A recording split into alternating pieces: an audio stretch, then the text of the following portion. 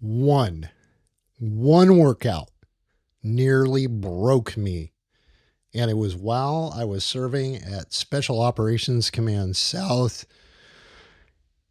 And I'll tell you, it was the worst decision I ever made. But I didn't know it at the time. In fact, I thought, it's going to be okay. So I was working out with one of my mentors who also is a Navy SEAL, in addition to a Green Beret and an Air Force pararescueman. And I was the only non-cool guy of the group. In fact, even to this day, I wonder if Tim truly understood what was going to happen with me as a conventional guy, as an intel guy, not special forces or special operations trained, how that was going to end up working out. I'll tell you this, we did a CrossFit workout and, I should have known from the point where we were trying to figure out what the workout of the day was going to look like, that it was going to end poorly for me in particular. And I'm saying this because it was something like the Murph or some other, darn near bodily torture kind of situation. And I will probably get, banned from YouTube for saying the T word.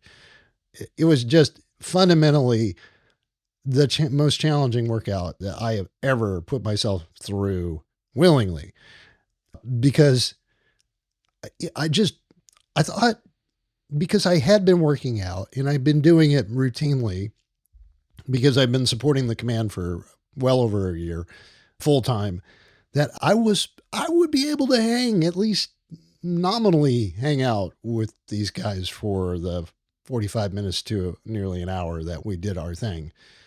And I think I got a good 20 to close to 30 minutes into the workout.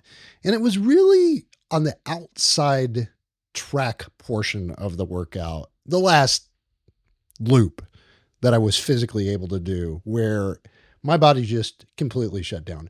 It was incredible. My legs, from my thighs all the way down to my ankles, all the muscles in my legs completely cramped up. I could not move my legs. I had to figure out basically a way to try and, I don't even know how I did it. It wasn't really hobbling, and I definitely wasn't dragging myself across the ground, but I did get myself propped up next to a tree and just rubbing my legs to release the tension that was in the cramps. It was insane. The pain was awful.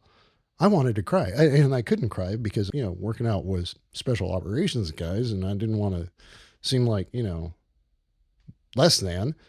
That would have been really embarrassing. But suffices to say, we're out at the gym at Homestead Air Reserve Base. And it's not just us from SOC South. It's all the other commands. And it's around lunchtime. And it was a bad look for me.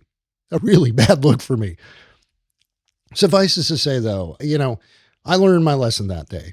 I learned that I probably should not be pushing myself to that level unless I've had a lot of preparation, and sometimes that's what leadership is about, pushing the boundary, but understanding that there are certain limits, physical limits, emotional limits, energy limits as well, but being smart enough to say, oh, okay, now I need to back off before it becomes a critical situation where you just can't go any further.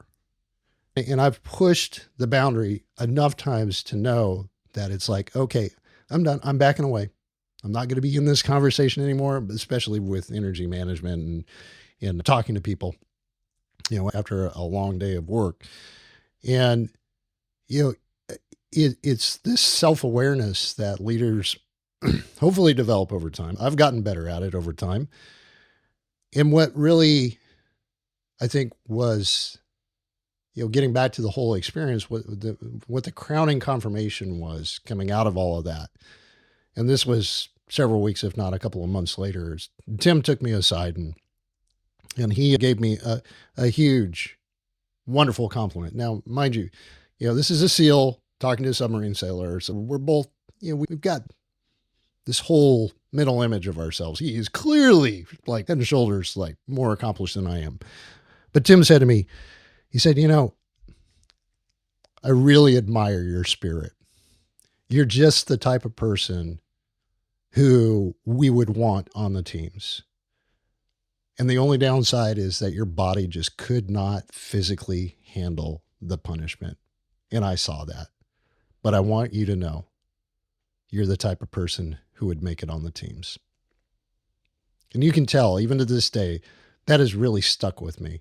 And we're talking about, 15 or more years ago now. But it matters. It matters when a mentor, when somebody you look up to, a fellow leader, is giving you the type of affirmation, knowing that you pushed your limit and it was okay. You may not have gotten the outcome you desired. You may have gotten a better outcome, but you left it all on the field, as athletes like to say. You gave it your all. You did it. You did your best. And regardless of the outcome, you know that your investment in pushing yourself and pushing those boundaries, it was well worth all of it. So that's really the life lesson learned in all of this, which is sometimes you just have to push yourself to the limit in order to figure out what you're really made of. And hopefully it's around other leaders who are there to cheer you on as you're breaking through or as you're breaking down, or as you're getting to a point where you just say, hey, I'm pumping the brakes.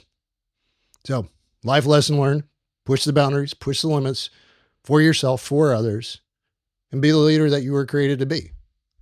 Now you got another episode of Life Lessons Learned, brought to you by TimUnscripted.